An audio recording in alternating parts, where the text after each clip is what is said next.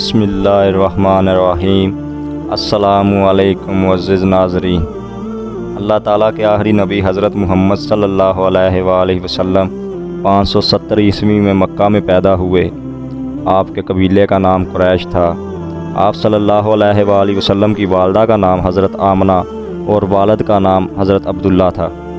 آپ صلی اللہ علیہ وآلہ وسلم کے والد آپ کی پیدائش سے چند ہفتے پہلے وفات پا گئے تھے۔ جب آپ صلی اللہ علیہ وآلہ وسلم 8 سال کے تھے تو آپ کے دادا بھی وفات پا گئے۔ پھر آپ صلی اللہ علیہ وآلہ وسلم کی پرورش آپ کے چاچا ابو طالب نے کی۔ آپ صلی اللہ علیہ وآلہ وسلم ہمیشہ سچ بولتے اور وعدہ پورا کرتے۔ اسی وجہ سے مکہ کے لوگ آپ صلی اللہ علیہ وآلہ وسلم کو صادق اور امین کہتے۔ 25 برس کی عمر میں آپ صلی اللہ علیہ وآلہ وسلم حضرت ختیجہ رضی اللہ تعالی عنہا کا تجارت کا سامان لے کر شام گئے۔ حضور صلی اللہ علیہ وآلہ وسلم کی ایمانداری سے متاثر ہو کر حضرت ختیجہ نے انہیں نکاح کا پیغام بھیجا۔ نکاح کے وقت حضرت ختیجہ کی عمر 40 سال تھی اور آپ صلی اللہ علیہ وآلہ وسلم کی عمر 25 سال تھی۔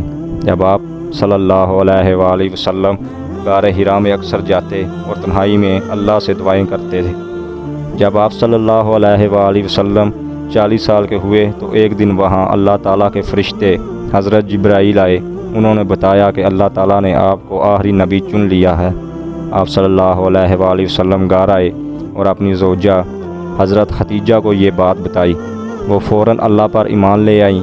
وہ پہلی خاتون ہیں جنہوں نے آپ صلی اللہ علیہ وآلہ وسلم کے ہاتھ پر اسلام قبول کیا۔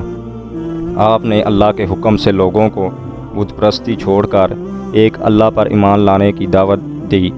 مردوں میں سب سے پہلے حضرت ابو بکر نے اسلام قبول کیا اور لڑکوں میں حضرت علی نے۔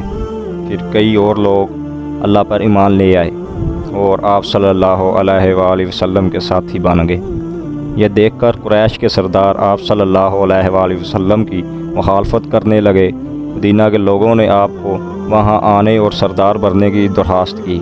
جب کفار مکہ نے آپ صلی اللہ علیہ وآلہ وسلم پر اور آپ کے ساتھیوں پر ظلم کی انتہا کر دی تو اللہ تعالیٰ نے آپ کو حکم دیا کہ ساتھیوں سمیت مدینہ ہجرت کر جائیں۔